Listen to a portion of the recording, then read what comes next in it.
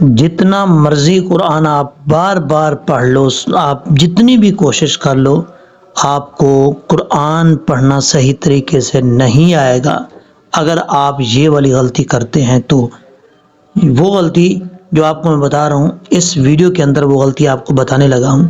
اگر آپ نے ان غلطیوں پر قابو نہ پایا، ان کو سیکھنے کی کوشش نہ کی، ان پر پریکٹس نہیں کی، ان پہ توجہ نہ دی، تو یاد رکھیے گا چاہے پوری زندگی پڑھتے رہو، بار بار پڑھتے رہو، تب بھی آپ کو قرآن پاک نہیں آئے گا۔ اس سے بہتر ہے کہ یہ چند منٹ کی ویڈیو دیکھیں اور اس پہ پریکٹس کریں، پوری زندگی کے لیے آسانی ہو جائے گی آپ کے لیے، یہ یاد رکھیے گا۔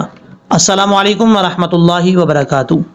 صلی اللہ تعالی علی محمد صلی اللہ علیہ وآلہ وسلم۔ آج کی اس ویڈیو کے اندر سورۃ البقرہ کا پارٹ نمبر 131 سٹارٹ کر رہے ہیں۔ دوسرا پارہ سورۃ البقرہ 10واں رکوع ہم نے سٹارٹ کیا ہوا تھا۔ آپ 10ویں رکوع کے اندر جو آیت نمبر 212 سٹارٹ کی ہے، کل یہاں پہ ہم نے سٹاپ کیا تھا جہاں پہ آپ کو ایرو نظر آ رہا ہے، 212 نمبر آیت مبارکہ ہے، اور یہاں پر سٹاپ کیا تھا۔ اب یہاں سے سٹارٹ کریں گے آیت انشاءاللہ العزیز، آج کمپلیٹ کریں گے۔ یہاں سے سٹارٹ کرتے ہیں۔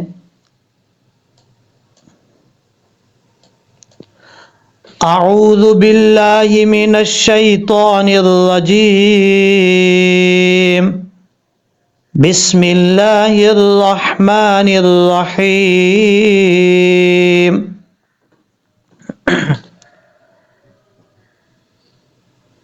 وَمَن يَرْتَدِدْ مِنكُمْ عَن دِينِهِ فَيَمُتْ،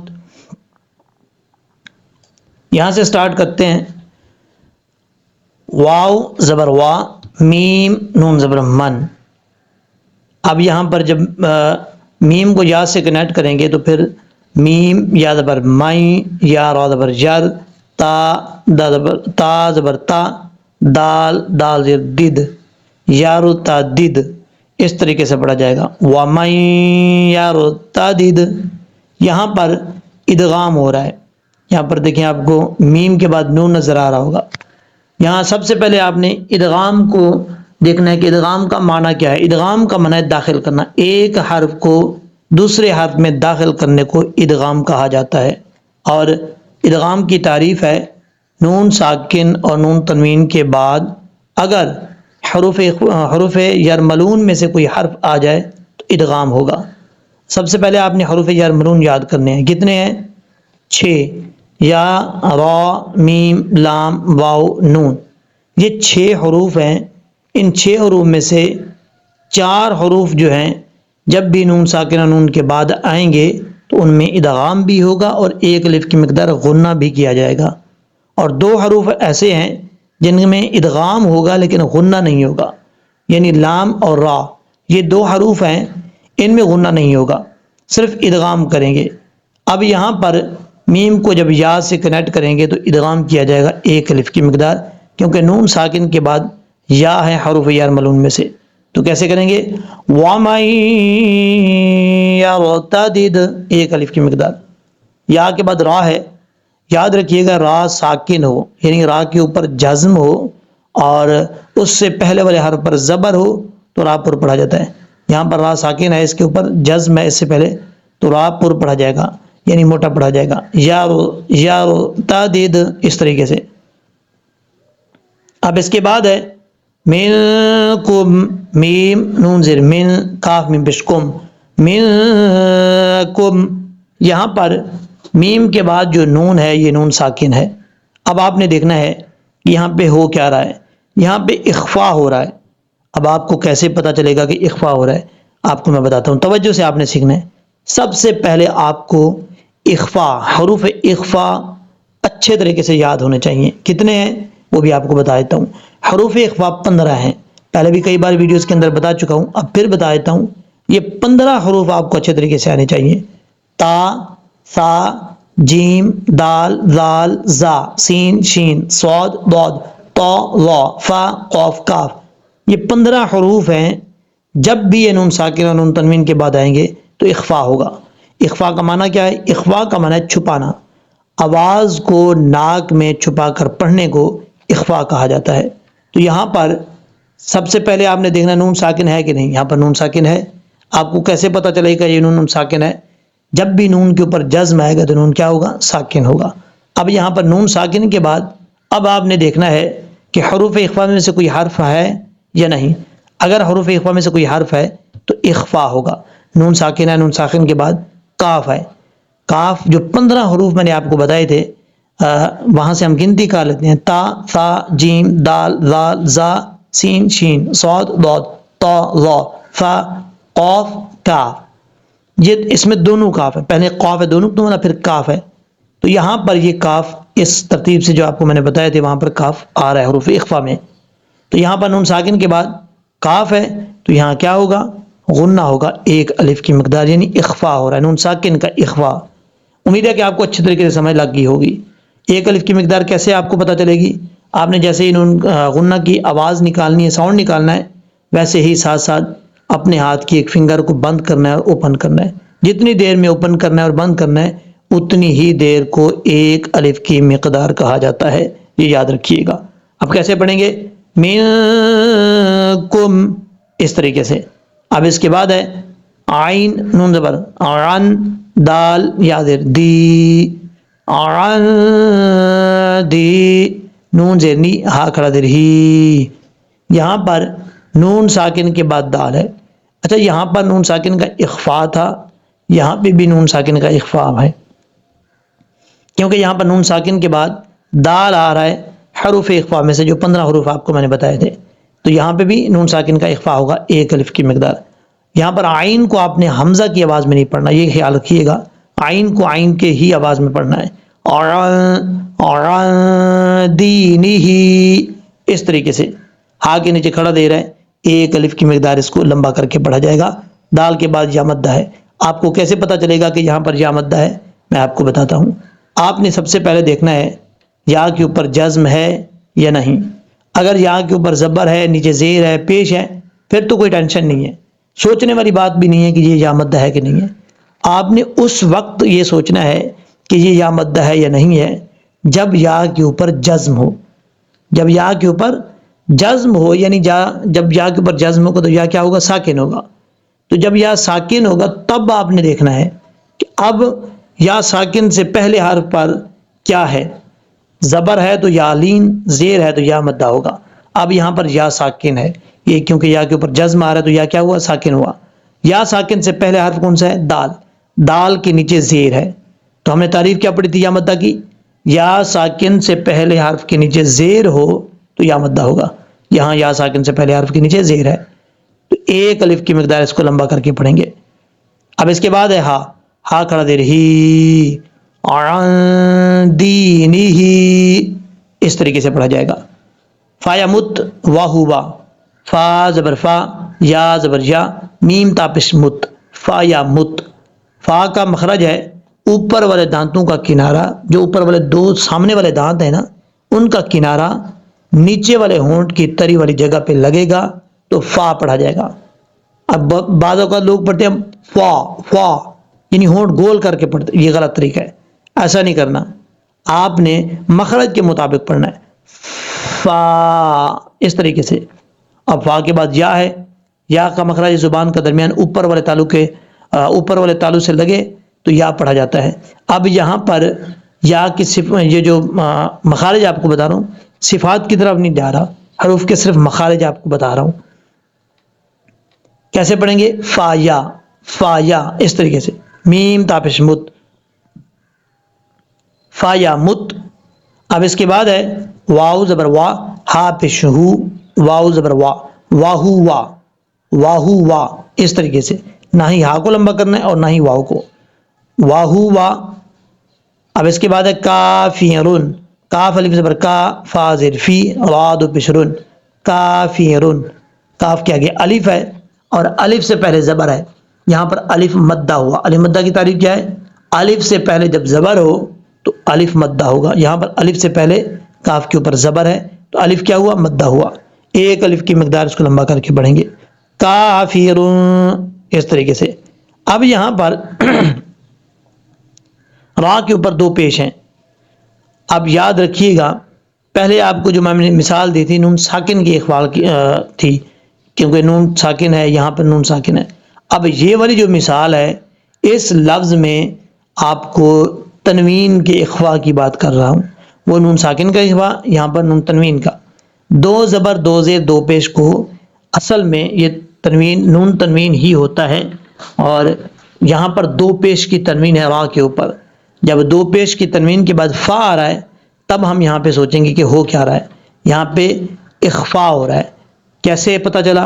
اخفاء کا مطلب آواز کو چھپانا ہے ناک میں، اور یہاں پر تعریف آپ نے سننی ہے کیونکہ پہلے ہم نے کی تھی، نون ساکن اور نون تنوین کے بعد اگر حروف اخفاء میں سے کوئی حرف ہو تو اخفاء ہوگا۔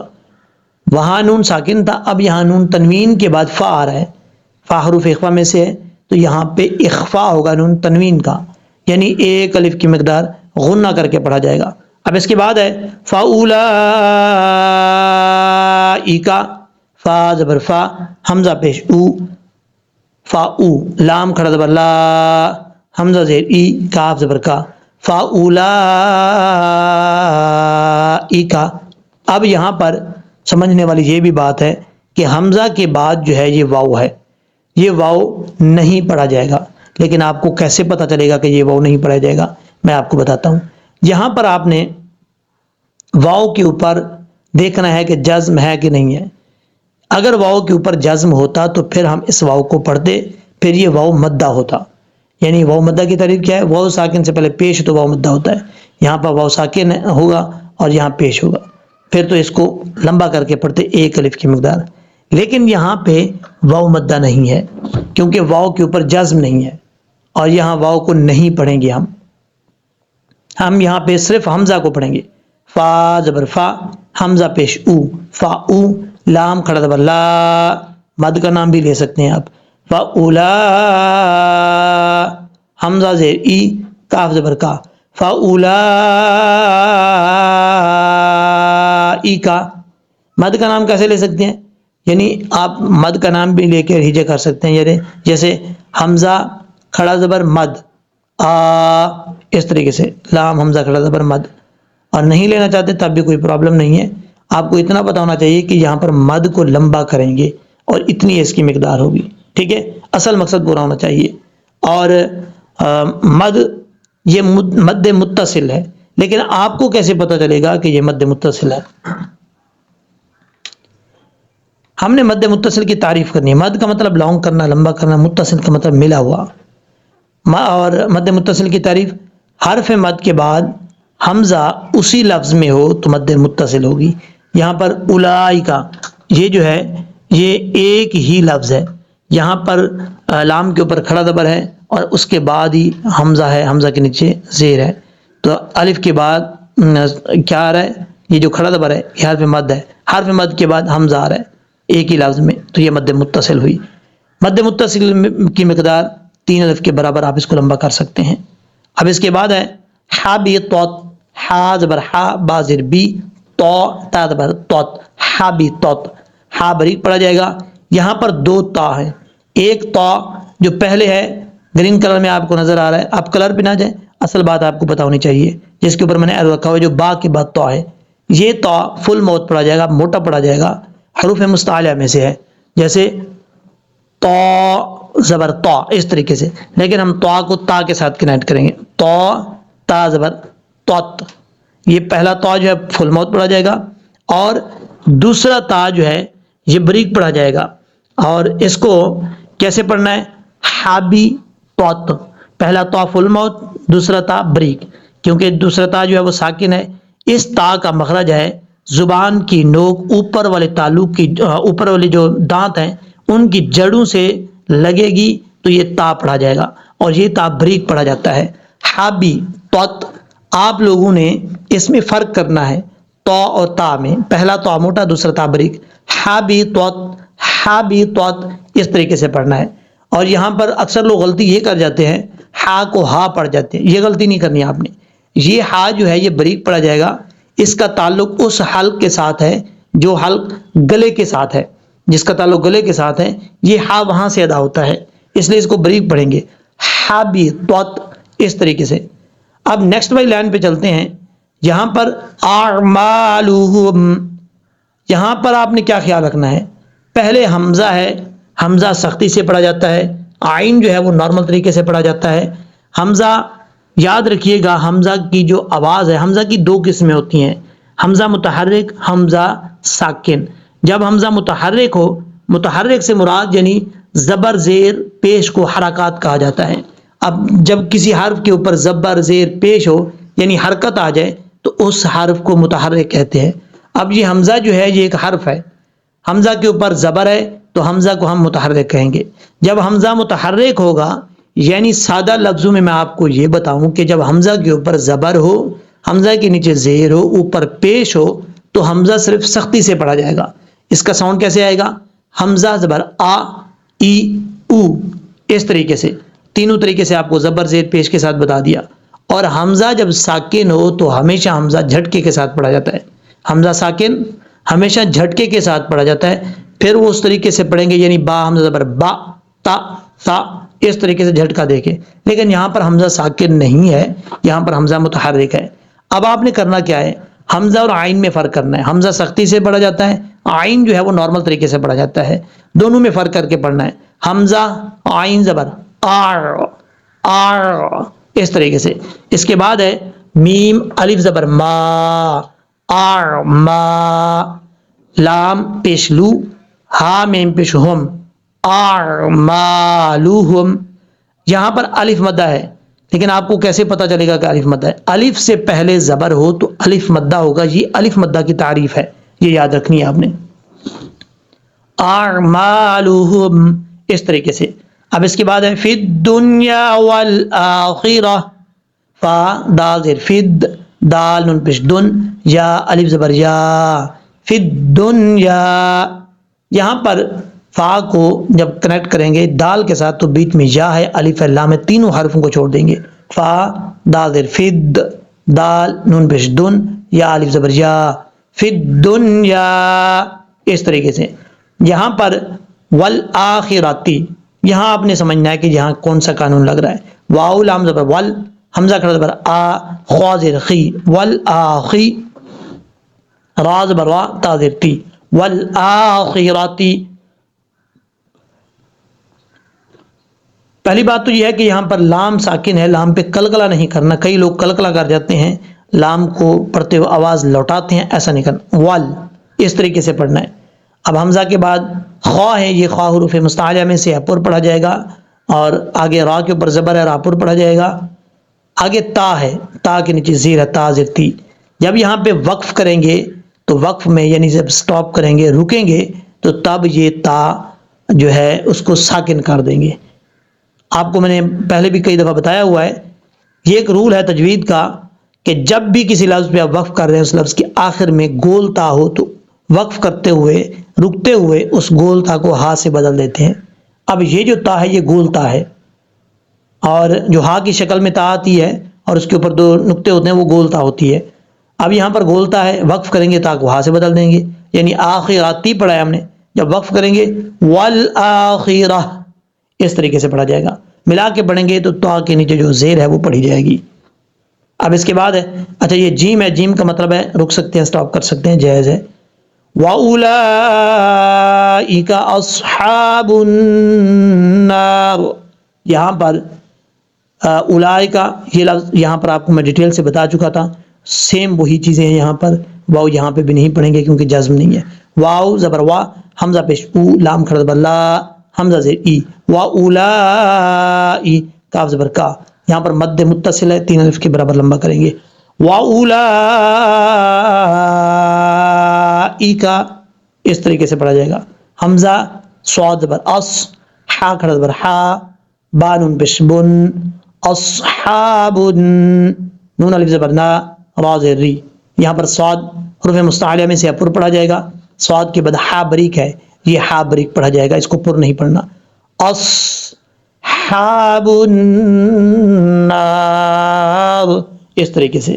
اب نون کے اوپر شد ہے، غنہ کریں گے ایک الف کی مقدار، الف ہے ایک الف کی مقدار لمبا کریں گے، آگے را ساکن ہے، جب وقف کریں گے تو را کو ساکن کر دیں گے۔ اب اس کے بعد ہے ہا میم پیش ہم، فا یا زیر فی، ہا الف زبر ہا، فی ہا، فا کے بعد یا مدہ ایک الف کی مقدار لمبا کریں گے.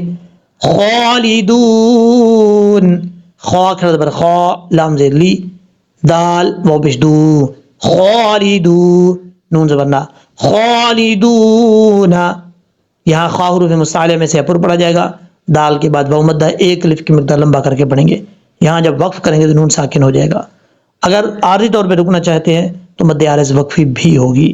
جب نون کو عارضی طور پہ ساکن کریں گے تو 2.5 سے 3 الف کے برابر، یعنی 2.5 الف کے برابر آپ لمبا کر کے پڑھ سکتے ہیں اس کو، مد عارض وقفی کو.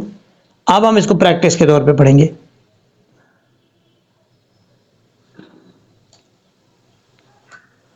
یہاں سے وَمَن يَرْتَدِدْ مِنكُمْ عَن دِينِهِ فَيَمُتْ وَهُوَ كَافِرٌ فَأُولَئِكَ